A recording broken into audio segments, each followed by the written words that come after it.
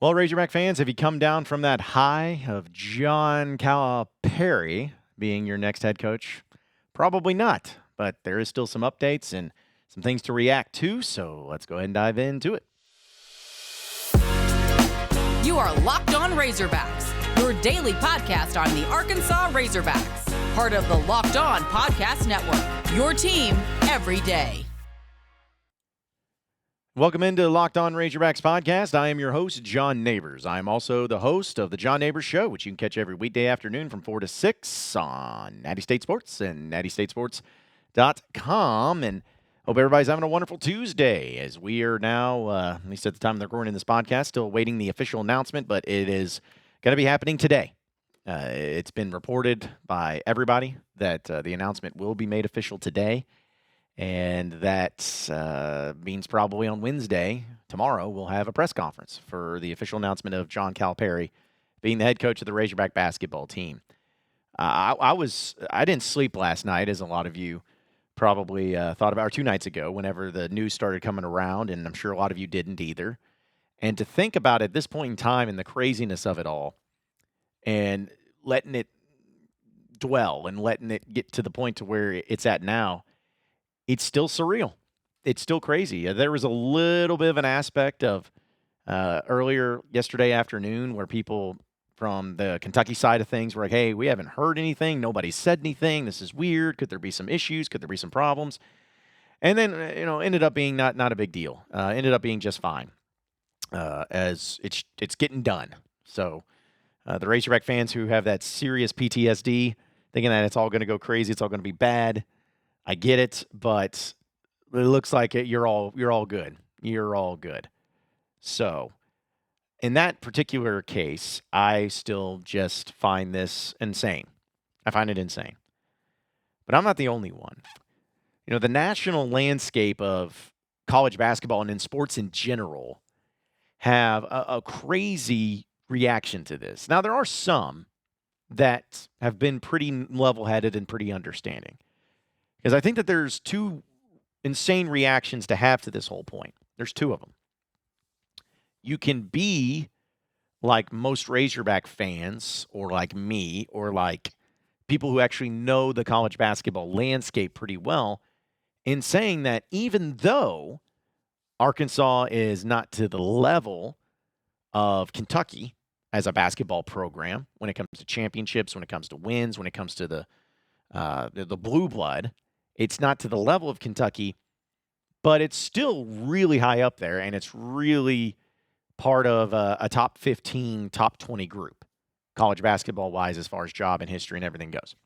That's how most people who know about it see it. And then the other reaction is just complete and total disarray, no idea what's happening, no idea what's going on. It seems so stupid, and I knew that was going to happen.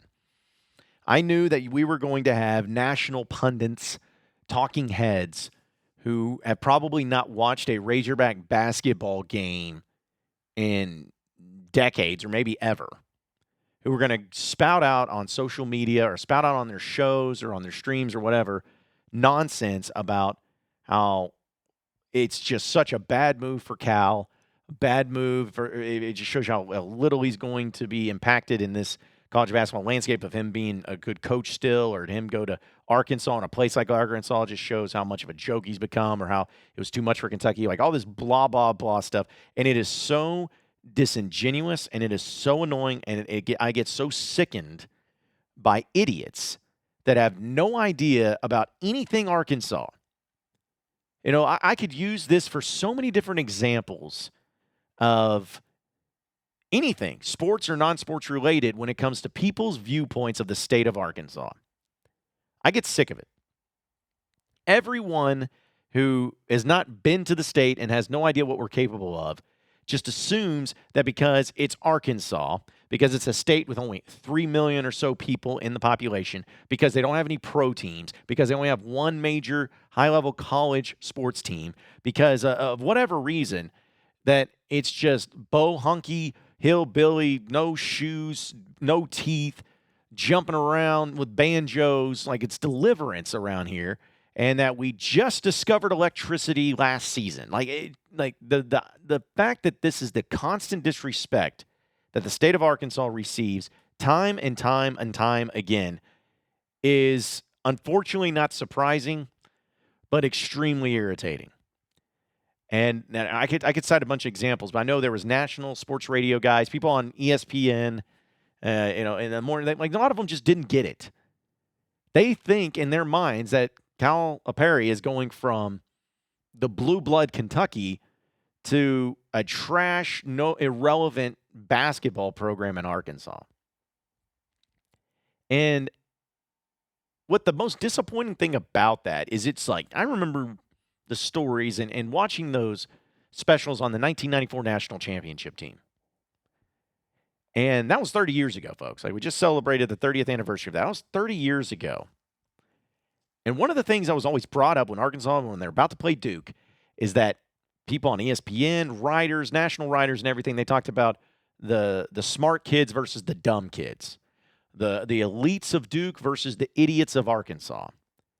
And Coach Richardson talked about how that was a motivating thing about getting that respect and be like, how it was always about that. It was about the dumb kids. We were being disrespected. That was 30 years ago, and it still hasn't changed. It hasn't moved the needle whatsoever. People are just so naive and so dumb when it comes to the state. Again, this is not everybody, because I think most people who understand college basketball know what Arkansas is about and knows that it's a next-level program.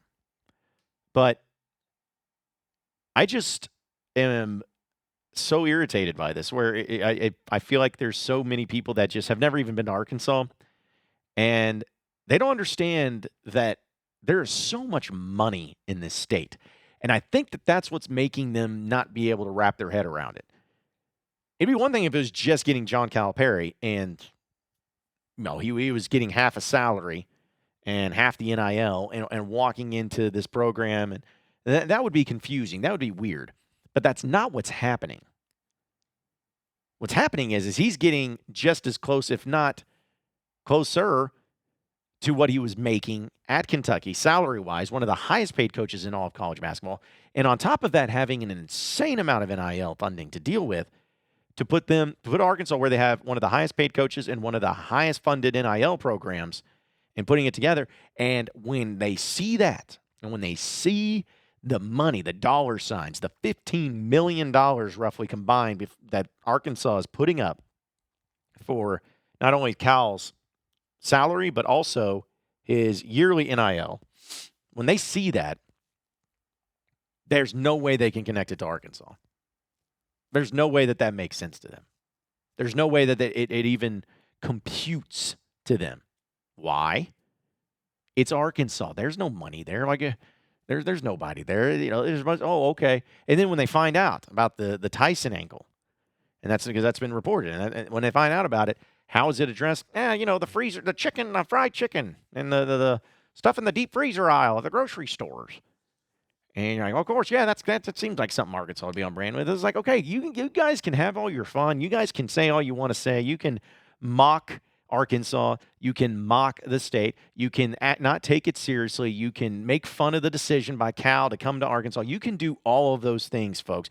But the reality is that Calipari is coming to Arkansas, and he's getting an inordinate amount of money, and it's not because of some other third party or some other people out there or something that they were just lying about or anything. It's because Arkansas has things you don't realize because you refuse to recognize it. You refuse to give credit where credit is due to the state of Arkansas. Like, you just don't want to believe it. You don't want to think it's true. You don't want to and put it into your own headspace, your own mindset, that there is greatness to be had in the natural state, the natty state. There's greatness to be had. The biggest company that ever existed and still exists to this day, home office resides in Bentonville, Arkansas, called Walmart.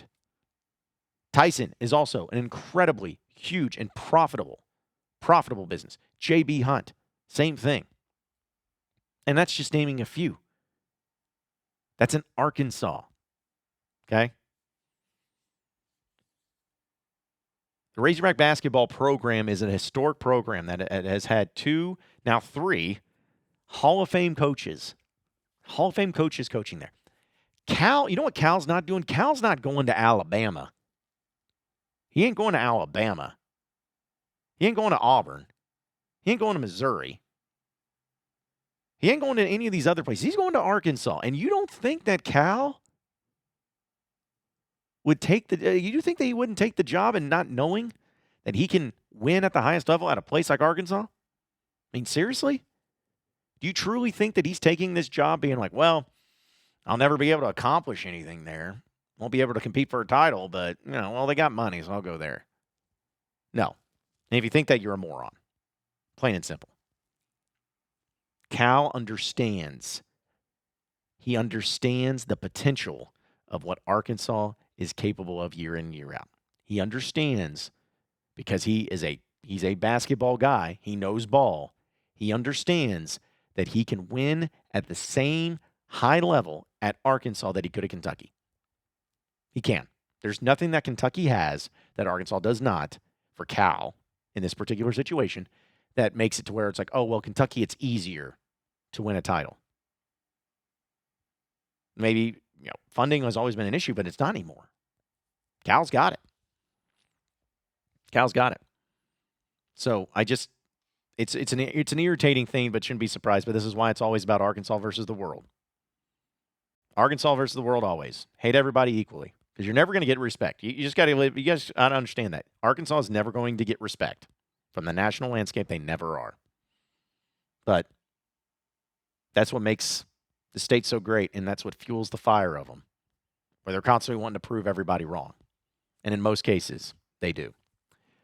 Folks, it's playoff time, and in the NBA and in the NHL, baseball's in full swing, and FanDuel is your place to bet on every game, because right now, new customers get $150 in bonus bets guaranteed. That's $150, win or lose. Bet on everything from slap shots to home runs to slam dunks, all on the app, and it's safe, secure, and easy to use. So what are you waiting for? Visit FanDuel.com/lockedon and make your first bet an automatic win on FanDuel, America's #1 sportsbook. You are Locked On Razorbacks, your daily podcast on the Arkansas Razorbacks, part of the Locked On Podcast Network, your team every day. All right, so moving on into the next segment of the Locked On Razorbacks podcast. I know we talked a little bit about this yesterday and dealing with Hunter Yurachek as the AD.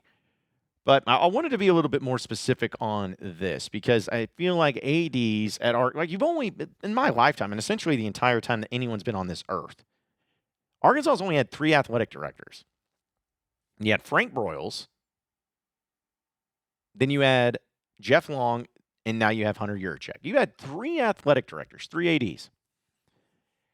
And I think that there's no question that all of them have had pros and cons. I've had great moments and bad moments. And that's just reality because the longer you're at a spot, the more of those good, bad moments are going to add up. It's just a matter of balancing it out and finding it to where you have a lot more positive moments than what you do negative moments. Frank Broyles, I think, is one of a great example of this. Some of the things that Frank Broyles accomplished and did is still to this day being felt and the impact from it. Arkansas going into the SEC and Frank Broyles making that decision was the greatest decision he ever made. It was the greatest thing he ever did. I mean, there's no question about it. Him accomplishing that and doing that and taking that risk has paid off in dividends tremendously, especially financially being in this conference. I think that, some of the success that Arkansas had, and think about some of the coaches, you think about John McDonnell, in the championships he brought. You think about having Norm DeBryan, but then Dave Van Horn and the hiring of that. But even some of the coaches, I mean, think about Lou Holtz in that position, and then even Ken Hatfield. They didn't always get it right, though. That's the thing, is he didn't always get the coaches right when he hired them. Jimmy Johnson probably should have been somebody you hired. But it also wasn't just a joke either. There were a couple there in the mid-'90s, I guess, at football. But overall, you could have done a lot worse than what you did. But something that people remember, again, a great example of the pros and cons. People remember the ending with Nolan Richardson and Arkansas and Frank Broyles. The suing, the lawsuits, obviously that's been a lot amended. Even Nolan and Frank themselves amended it and talked about it. But people forget that Frank Broyles, he's the one that hired Nolan Richardson, the first black coach in the South back in 1985, and how insane that was to make that hire. Like that was, couldn't believe it. So, but Frank did it. Say what you want about him, but he still made the move and he still did it. But that was Frank. Jeff Long, I feel that, I guess go back to Frank Broyles. You have a lot more positives than negatives, to me, for Frank Broyles. Then you get to Jeff Long, and I think people are going to bring up Jeff Long in a negative way, and I will. I think that there was more negatives of Jeff Long than there were positives, just being honest. But I think there were positives. Jeff Long pulling the trigger on Petrino, even though it fell into his lap, that still was great. I think the hiring of a Courtney Deifel, was really great. Simple things like that. The facilities and what came along with that. I thought that the development of them were really good. But there were also a lot of bad moments. And again, this is where it adds up more so. I mean, the hiring of Jimmy Dykes in the women's basketball program was a joke. That was a terrible, terrible decision. Terrible decision. Not firing Brett Bielema was a terrible decision. I think I also believe not doing the due diligence in the hiring process of Bielema and looking at other coaches and giving them a chance as much as they probably should have was a problem. Like that, and the disconnect with fans, the fakeness to it all. Like there was just so many about it that it wore on people, and it always felt like Jeff was just doing things to build his own resume instead of doing things that best served Arkansas and the fans. There was just such a disconnect. And then Yurachek comes in. I know it's been a short span, relatively speaking, because I guess Yurachek's been here for, 6 years. Has it really been that long? Coming up on 6 years, yeah. Actually, no, 7 years. Coming up on 7 years. And I think that Yurachek, I mean, what's the biggest negative for Yurachek right now? I'm not saying there's not one, but like truly, what is the biggest negative for Yurachek? You could say in the way that the hiring of Sam Pittman and, with the chances that they had for Kiffin and all that, you could bring that up, maybe. I still don't think that the Pittman was hired was disastrous. It's gotten worse, and we'll see what happens this year, but it definitely wasn't as bad as what people try to make it out to be. And then what? If anything, I think Yurachek has done so many positives. He hired Muss, and that worked out. He's about to hire Calipari. Holy crap. He's provided the baseball program has been at its peak under Dave Van Horn and under Yurachek's thing. Now, I'm not saying that just only because of Yurachek, but I'm just saying, like, as an AD, it's been at its highest. Softball's been at its highest. He hired Jordan Weber in gymnastics. That was a pretty good hire, I'd say. He's been able to provide and to been able to make things work. And he went back and got Coca-Cola back on the campus. The Slobberhogs somewhat back on the court at Arkansas. He has fun with fans. He hates referees and he likes to yell at them. I think that's great. So, point is that Hunter Yurachek, you got to give him credit, folks. And with this Cal hire and everything, I think he has won himself a lot of the benefit of the doubt for the foreseeable future. Doesn't mean he just gets to get by, but you got to give a lot of credit where credit is due, and Hunter Yurachek deserves it. We'll get into the final segment. Talking about Razorback Baseball coming up next on the Locked On Razorbacks podcast, so stay with us.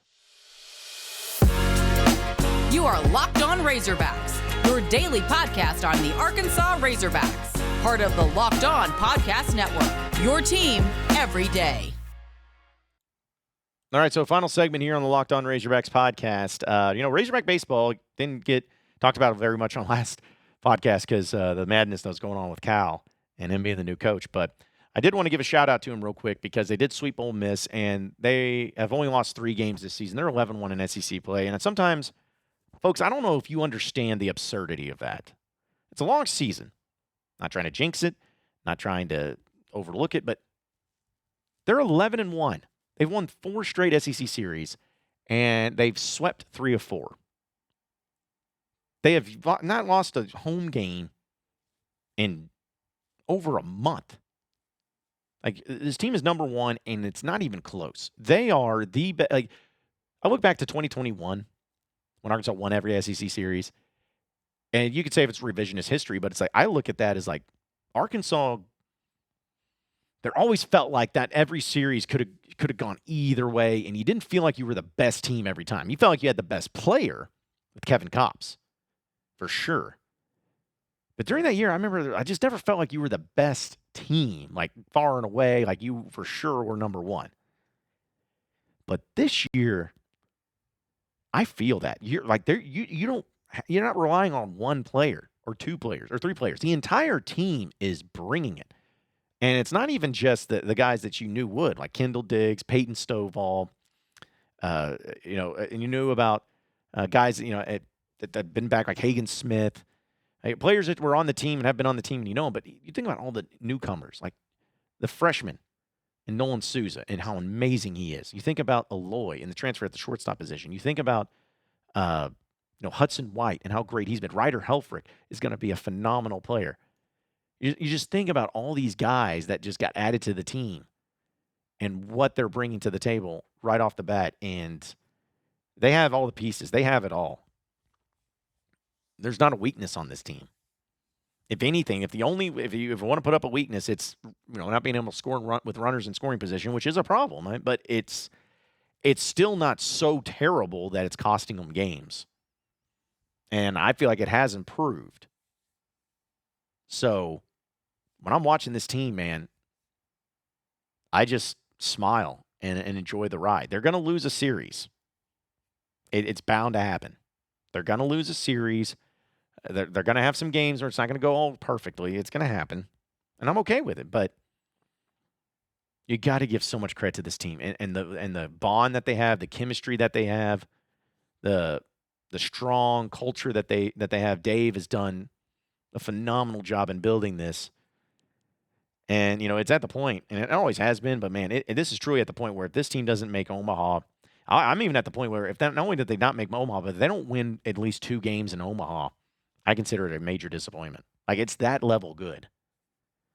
You need to win it all. You should win it all. You're the best team in the country, but baseball's baseball. It's crazy. It's weird. There's a reason why the number 1 overall seed's never won, since 99, I guess. But just enjoy the ride, have fun with it, and love this team and love what they're doing. Appreciate everybody listening in and watching in to the Locked On Razorbacks podcast. Be sure to like and subscribe to the podcast on iTunes or on Google Play. You can also get after me on Twitter at John Nabors Show for any questions, comments, concerns that you may have. We'll keep it going from there. Same podcast time, same podcast channel tomorrow afternoon. Have a great day, everybody. We'll see you then.